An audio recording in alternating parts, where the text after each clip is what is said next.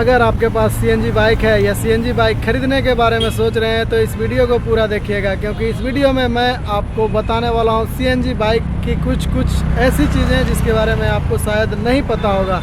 क्योंकि मैं पिछले 8 से 9 महीने इस बाइक में ट्रैवल किया हूं। मेरा ये बाइक लिए हुए 8 से 9 महीना हुआ है, जिसमें मैं 40,000 किलोमीटर से ज़्यादा ट्रैवल कर चुका हूं। और इस बाइक से मैं बहुत सारे भारत के अलग अलग शहरों में जा चुका हूं। जी हाँ, अगर आप हमारे चैनल पर पहली बार आए होंगे तो आपको पता नहीं होगा, इसलिए चैनल पर चेकआउट जाकर कीजिएगा भाई हम करते क्या हैं। इस सीएनजी बाइक से हम कन्याकुमारी तक गए हैं भाई, झारखंड से। आप समझ सकते हो सीएनजी बाइक से कन्याकुमारी तक गए हैं, कितना लंबा ट्रैवल किए होंगे। लगभग 4 महीने हम कंटिन्यू ट्रैवल किए थे, जिसमें 17-18 हज़ार किलोमीटर तो ऐसे ही चले गए थे। तो वो अलग पार्ट है। मैं आपको इस बाइक के बारे में बताने वाला हूँ इस वीडियो में कि इस बाइक का लेने का नुकसान क्या, फ़ायदा क्या, सब कुछ इसमें बताएंगे। उससे पहले आपसे 2-3 क्वेश्चन है जिसका जवाब दीजिएगा हमें। क्या आपको पता है हमारे देश में सीएनजी बाइक चलना शुरू हो गया है?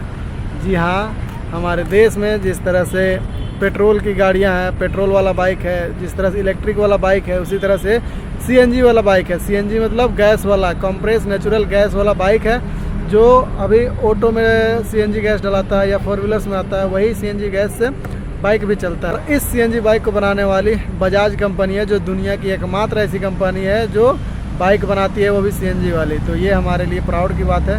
बाकी जिनको इसके बारे में पता नहीं था वो थोड़ा सा कमेंट बॉक्स में बताइएगा। दूसरा क्वेश्चन ये है कि हमारे देश में ये जो सीएनजी बाइक चल रहा है, इस सीएनजी बाइक में कितने लोग बैठ सकते हैं? इसका सीट तो बहुत लंबा है, कितने लोग बैठ सकते हैं कमेंट बॉक्स में बताइएगा।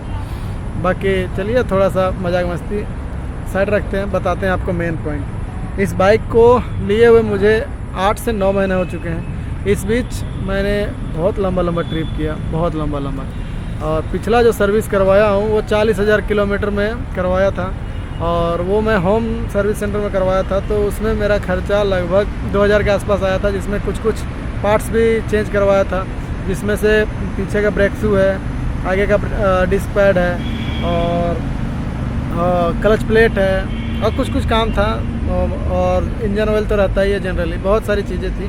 तो वो तो पिछला सर्विस का बात है। बाकी सबसे जो मेन प्रॉब्लम मुझे हुआ था इस बाइक में, जब मैं ट्रिप में था, उस ट्रिप के बीच में हुआ था, और मैं बीच रास्ते में फंसा था। वो बहुत पूरा धोखा दिया था बाइक हमें। तो वही मेरे लाइफ का अब तक का सबसे बुरा सिचुएशन रहा इस बाइक के साथ।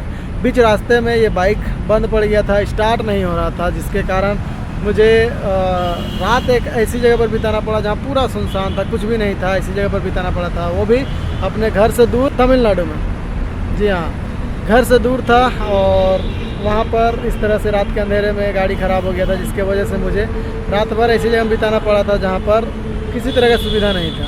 उसमें ये हुआ था कि इसका जो स्पार्क प्लग है वो शॉर्ट हुआ था, और एयर नोजल जो रहता है, जिससे मतलब पेट्रोल जब इंजन में जाता है तो इंजन में आग लगने के लिए उसको हवा का ज़रूरत पड़ता है। जब तक ऑक्सीजन नहीं रहेगा आग नहीं लगेगा अंदर में, और आग नहीं लगेगा तो अंदर में फ्यूल चलेगा नहीं, तो उसमें एनर्जी कैसे बनाएगा। इसलिए जो जिस नोजल से, जिस पाइप से हवा अंदर जाता है, वो एयर नोजल ही ख़राब हो गया था, वहाँ से हवा नहीं जा रहा था। तो वो सब चीज़ ठीक करवाया था नेक्स्ट डे। तो वो बड़ा प्रॉब्लम था और बुरा फंसा था। उसके बाद छोटा मोटा प्रॉब्लम तो होता ही है, जनरल सर्विस हमेशा होता रहा है। इसमें बड़ा खर्चा मुझे अब तक किया या इसका चेन स्पॉकेट चेंज किया हूँ। चेन स्पॉकेट भी बुरा धोखा दिया था यार, चलते चलते टूट गया था चेन, और इसके वजह से मैं गिरते गिरते बचा था। चेन स्पॉकेट इतना बुरा टूटा था, चलते चलते ज़्यादा स्पीड रहता तो भाई उस दिन कल्याण था। तो चेन धोखा दिया था, तो उसको ठीक करवाया, चेन स्पॉकेट चेंज करवाया हूँ, क्लच प्लेट चेंज करवाया हूँ, पीछे का ब्रेक शू चेंज करवाया हूँ, और मेरा बाइक का आगे और पीछे का टायर का कंडीशन आप देख करके और समझ सकते हैं कि मेरा बाइक कितना चला होगा। आगे और पीछे दोनों टायर पूरा घिस चुका है, प्लेन हो चुका है। तो नेक्स्ट ट्रिप में जाने से पहले इसको भी ठीक करवाना है। बाकी बड़ा खर्चा वही प्लग शॉर्ट हुआ था, और एयर नोजल सूखा था। बाकी आगे का डिस्क पैड तो कंटिन्यू जितना चला उसके हिसाब से चेंज करवाता रहा, और इसका सर्विसिंग वगैरह बाइक का जनरल होता रहा। बड़ा खर्चा वही हुआ। जो भी क्लच प्लेट चेंज करवाया, चैन स्पॉकेट चेंज करवाया हूँ। और पीछे में थोड़ा सा मॉडिफाई करवाया हूँ इसमें लगेज वगैरह रखने के लिए नेक्स्ट ट्रिप के लिए। तो ये बड़ा खर्चा है। अगर आपके पास CNG बाइक है या ख़रीदना चाहते हैं तो भाई मैं बोलूँगा CNG बाइक आप आँख बंद करके ख़रीद लो। जी हाँ भाई, CNG बाइक आप आँख बंद करके ख़रीद लो, बहुत बेनिफिट है। अगर आपके एरिया में CNG मिलता है तो मैं बोलूँगा कि CNG बाइक ख़रीदने में देरी मत करना, बहुत फ़ायदा है भाई। इसका माइलेज हाईवे पर तो 100 देता ही है, अगर आप लोकल रोड में चलोगे तो कम से कम 70 भी दे रहा है ना, तो क्या कम दे रहा है दोस्त, 70 भी दे रहा है, क्या कम दे रहा है। अगर आप कोई भी गाड़ी खरीदते हो, स्प्लेंडर भी खरीदते हो, अगर 70 बोल के देता है तो लोकल में कितना देगा, ज़्यादा से ज़्यादा 40-50 देगा, 55 देगा।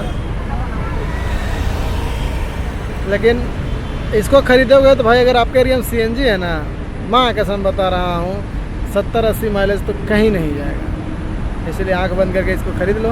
अब तक ये बहुत अच्छा एक्सपीरियंस रहा CNG बाइक के साथ। बाकी नेक्स्ट ट्रिप बहुत जल्द आने वाला है। इसी बाइक से मैं बहुत लंबा ट्रिप करने वाला हूँ। तो आपको क्या क्या प्रॉब्लम आता है सब कुछ इस चैनल पर देखने को मिलता रहेगा। चैनल को सब्सक्राइब करके रखिएगा।